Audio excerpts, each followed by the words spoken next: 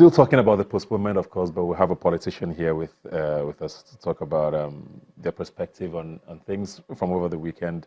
Banky Wellington, thanks for being here today. How are you, sir? Good to see you, bro. Introduce you as a politician. Yes, and every time they say it, I'm like, oh yes, that's right, actually. Yeah. So Banky W is not here today. Yeah. But let's onto why you're here. As a politician, you're running for office. Your election was supposed to hold yesterday. By now, you should be knowing, at least getting a feel of whether you are, what the results would be. How did that come to you? Because people thought maybe some politicians knew. You guys are the stakeholders, quote unquote. How did you get the results or the news? So you know the funny thing, there were rumors through the grapevine. In fact, when I was preparing to run for office 3-4 months ago, a seasoned politician told me categorically, Banky W, these elections will not hold on the day that they've announced. As far back as then? As far back as then, because they've never held on the day that we say that they're going to hold it. The last 3 election cycles, you said it already, the last 3 elections, they've always been postponed. So, coming up to the day, we thought, okay, maybe they will be postponed. And then every time you would hear from INEC, it's like, no, it's going to hold, it's going to hold, it's going to hold. So, it's particularly painful to kind of smaller campaigns, independent campaigns like mine, because, you throw everything against the wall the night before. There's not one T-shirt left, no poster. You've spent everything that you have just throwing it against the wall, saying, okay, tomorrow is the D-Day. And then you find out that they've moved it a week. So I don't know about other people. We have an agent network of 300 plus people who we had to house, feed, pay. 350 people, this entire matrix of moving parts just for elections, to mobilize for elections. Agents for your polling units? Agents for the polling units, mobilizers, welfare, monitors, the collation center people, the person who's going to be at the, so you have this entire network of people that you've kind of green-lit, thinking the night before everything is fine. And now we have to do it again a week from now. I don't even know where we start from. But more important to me is the fact that it is the people lowest on the food chain that suffer the most. There's a saying that when 2 elephants are fighting, and it's like, what about the coppers? How do we have almost 200 billion to be spent, and they don't remember to take care of our coppers who are sleeping on fields out in the cold, getting beat, getting treated like second-class citizens? How about our friend who's getting married, the people who've planned lifelong events for the 23rd, who now have to figure out how to move them? How about the people that traveled? My brother flew back from Yankee just for the weekend, took Friday and Monday off work that I must be there for these elections. He's flying back on Monday, and it's a waste of money. It's people who've traveled to their villages to vote, and we can't even get an apology. Like that's, Nigeria, we've got it wrong, man. Our leaders need to understand that your job is to serve the public. Your job is to care for the public. Where's the compassion? How do you have all of this budget for elections and you think you don't spare a thought for the coppers and the ad hoc staff that are working? And you leave them, I saw the pictures, it was completely heartbreaking.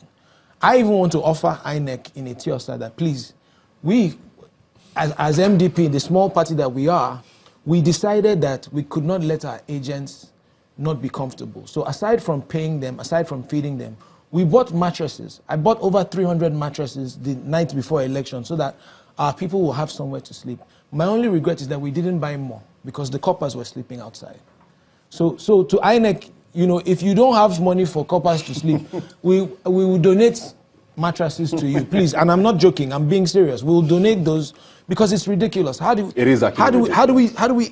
we punish the people that need the coppers make what, 19K a month? And they're so fundamental. And they're so fundamental to what we're doing. First of all, we're not even paying them enough.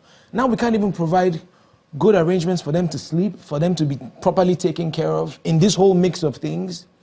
So, for me, it's disappointing, it's painful, it hurts, it's frustrating. But, I spoke in my church today and I told people, I said, now is the time to double down. Now is the time to be even more resolute. Because the way Nigeria has functioned, it will frustrate you just because of how it's ineffective. It might not even be a ploy by one of the major parties. Because events just conspire to just not... Can we discuss the fact that Elections Day is a logistical nightmare? And we don't have logistics, people who, project managers, logistics people, why are they not the ones running elections. Elections day is like running the Super Bowl for a whole country. It's like the Olympics in one day for 200 million people. It's like the biggest event once every 4 years. You need the people that consult for Olympics, for World Cup, the finals, the people who understand how to move thousands of people in one day. It's an event. It's something I want to pick my words carefully because I don't want to make the INEC people seem bad, because I know I've met them and a lot of them, their hearts are in the right place. But can they get actual help? Can they get support? Yes, the professors can be there because, character and credibility, and that's great. But the logistics of it, how about that? How about we get people that... How many more times are elections going to be postponed before we realize that maybe we've kind of got this wrong? Well, even the INEC chairman did mention that yesterday at his press briefing, where he was talking about the fact that after these elections, we all need to sit down and think about how we want to handle our elections going forward. Because even he has admitted that things are not working, and we can't continue to do this. But I want to ask you from the perspective of a politician, because we are voters, we basically deal with INEC, collect our PVCs, then wait to go vote. And even that in itself was tedious. Registering was tedious. Picking up PVCs was tedious. Going to vote is tedious. So people still don't know their polling units because you can't find that on the INEC website. But as a politician now, how has it been dealing with INEC? Because credibility is a big issue now for a lot of people. You, for one, I know you had even an issue with your logo, for example, being changed without your consent or permission. Things like that.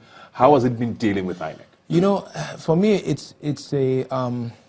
it's been frustrating. I mean, on the one hand, I've met some of the national commissioners of INEC, and I can see that their hearts are in the right place and they really want to do a good job. But on the other hand, the system is so ineffective, and the things that need to be in place, and these are the problems that we have in Nigeria as a whole. So it's that ineffectiveness, that counterproductivity, that just the way that things are, and the problem is we've never sat down to say, okay, maybe we need to take a second look at this and ensure that, going forward, I mean, and I think this is a challenge to the whole country, let's try and right some of these wrongs. Let's try and say, okay, maybe we missed the boat here. In elections, maybe we need logistics people handling it. Let's just go back and look again and say, okay, and I want to pick my words carefully, because obviously I'm still contesting, and I don't want anybody to say that I'm trying to paint INEC bad, because I'm not. But it is pretty obvious that there are problems with the way these things have been set up, and we end up suffering the brunt of it. So I think it's a call to action. I think it's a wake-up call. I think we need to sit down and look again. Do you know that Macron cannot be chairman of INEC? The president of France cannot be chairman of INEC because he's too young. So let's understand that, yes, the not too young to run bill was a good thing, and that it became a law is a good thing. But there are still age limits on many federal parastatals that say, unless you are this, you cannot be appointed into this position. But if we're talking about elections and moving, there's a lot of moving pieces. You need youth there. You need people who are young, who can move fast, people who are familiar with technology. So it's like, we got not too young to run, to pass, that's step one. But now, how about not too young to get the job done? How about we start understanding that it's not even about getting young people in, it's about getting credibility in. It's about getting expertise in. How about we do that?